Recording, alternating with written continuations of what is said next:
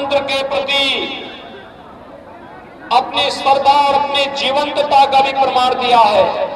लेकिन भाइयों बहनों, कांग्रेस और उसके सहयोगी दल लोकतंत्र को रौंदना चाहते हैं। सच सामने न आने पाए, इसके लिए इनके द्वारा अनेक प्रकार के षड्यंत्र किए जा रहे हैं। इस देश के अंदर इमरजेंसी थोपने वाली कांग्रेस, उसने देश के अंदर एक वरिष्ठ पत्रकार को गिरफ्तार करके एक बार फिर से साबित किया है कि उसकी लोकतंत्र में कोई आस्था नहीं है और वह लोकतंत्र का गला घोंटने का कार्य तब तक करती रहेगी जब तक जनता स्वयं कांग्रेस को इसका जवाब नहीं दे देती है। भाइयों बहनों, इस देश के अंदर शासन करने का अवसर सभी को प्राप्त हुआ है। आपने देखा होगा, भारतीय जनता पार्टी पिछले 6 वर्षों से प्रधानमंत्री मोदी जी के नेतृत्व में देश के अंदर शासन कर रही है। जब मई 2014 में प्रधानमंत्री मोदी जी ने देश की कमान अपने हाथों में ली थी, तब उन्होंने इस देश की जनता से कुछ कहा था और उन्होंने कहा था कि इस देश के अंदर योजनाओं का लाभ हम सबको देंगे। उन्होंने एक मंत्र दिया था, सबका साथ सबके विकास का। विकास की योजनाओं में भेदभाव किसी के साथ नहीं, लेकिन तुष्टीकरण भी किसी का नहीं। हम मकान देंगे सभी गरीबों को, विद्युत कनेक्शन देंगे सभी गरीबों को, रसोई गैस का कनेक्शन देंगे सभी गरीबों को, शौचालय देंगे सभी गरीबों को, स्वावलंबन की ओर अग्रसर करेंगे सभी नौजवानों को, प्रधानमंत्री किसान सम्मान निधि का लाभ देंगे हर किसान को, 5 लाख रुपए की स्वास्थ्य बीमा का कवर देंगे देश के प्रत्येक गरीब को। और जब कोरोना आया था तो भाइयों बहनों, हर गरीब को निःशुल्क खाद्यान्न देने का काम भी हम करेंगे। ये प्रधानमंत्री मोदी जी ने करके दिखाया है।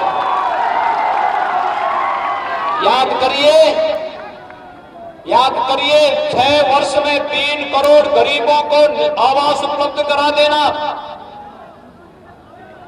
4 करोड़ गरीबों को निःशुल्क विद्युत कनेक्शन उपलब्ध करा देना, 8 करोड़ गरीबों को रसोई गैस का कनेक्शन उपलब्ध करवा देना, 10 करोड़ गरीबों को शौचालय उपलब्ध करवा देना, 12 करोड़ किसानों को प्रधानमंत्री किसान सम्मान निधि का लाभ दे देना, 15 करोड़ युवाओं को प्रधानमंत्री मुद्रा योजना के साथ जोड़ना, 35 करोड़ गरीबों का जनधन अकाउंट खोल देना, 50 करोड़ गरीबों को आयुष्मान सुविधा का लाभ देना और 80 करोड़ गरीबों को निःशुल्क खाद्यान्न उपलब्ध कराने का कार्य प्रधानमंत्री मोदी जी ने किया। देश की जनता जनार्दन ने मोदी जी को दूसरी बार प्रधानमंत्री पद के लिए चुना। उन्होंने दूसरी बार प्रधानमंत्री पद का शपथ लेते ही देश की जनता से स्पष्ट कहा कि पहला कार्यकाल गरीबों के लिए और दूसरा कार्यकाल देश के उत्थान के लिए। और भाइयों बहनों, आज आपने देखा होगा, जिस कांग्रेस के शासन के समय में आतंकवाद सिर चढ़ करके बोलता था, आज आतंकवाद की ताबूत पर अंतिम कील ठोक करके प्रधानमंत्री मोदी जी ने देश के अंदर से आतंकवाद को सदैव के लिए समाप्त करने का आह्वान कर दिया है। भारत की धरती पर आतंकवाद और नक्सलवाद के लिए जगह नहीं।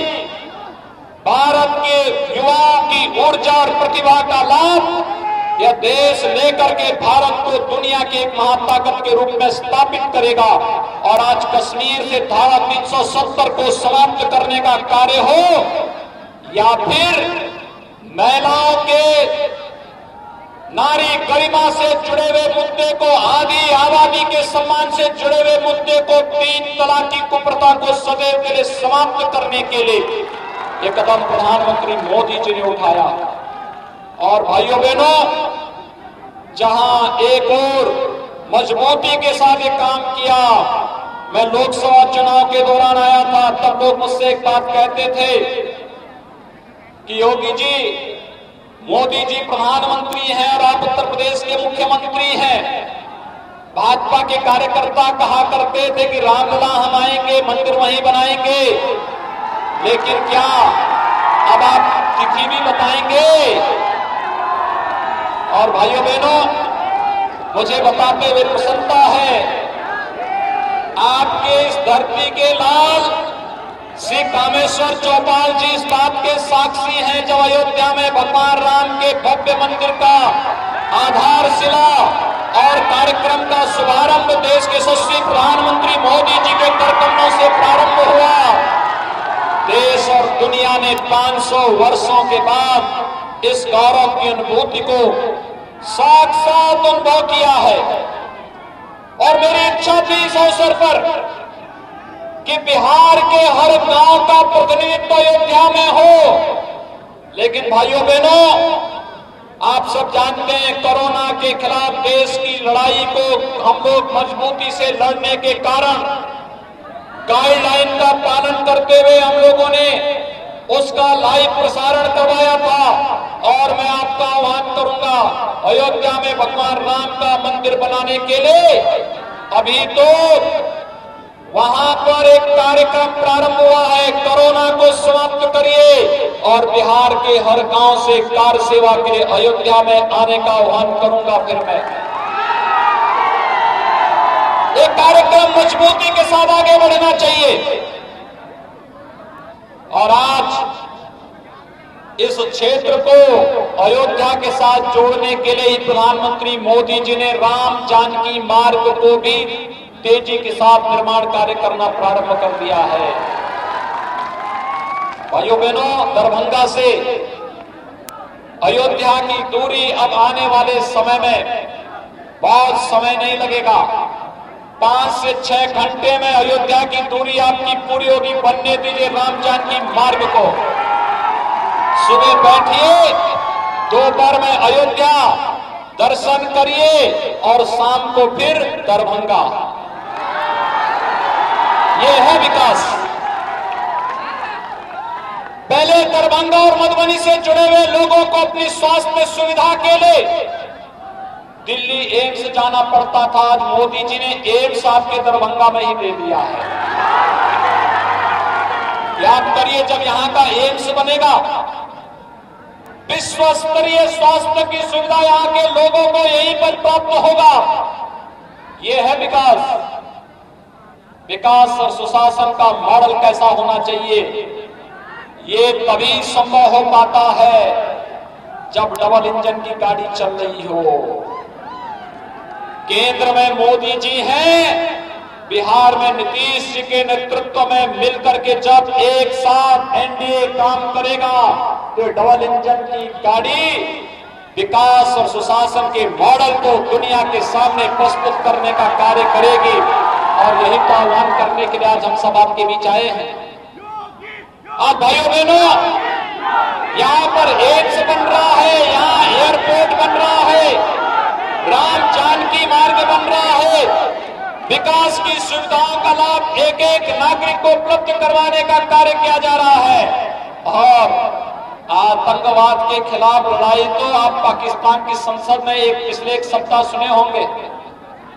पाकिस्तान की संसद में चर्चा हो रही थी पुलवामा कांड के बारे में, और पाकिस्तान की संसद में वहीं के मंत्री बोल गए कि अगर हम विंग कमांडर अभिनंदन को नहीं छोड़ते तो भारत हमला कर देता।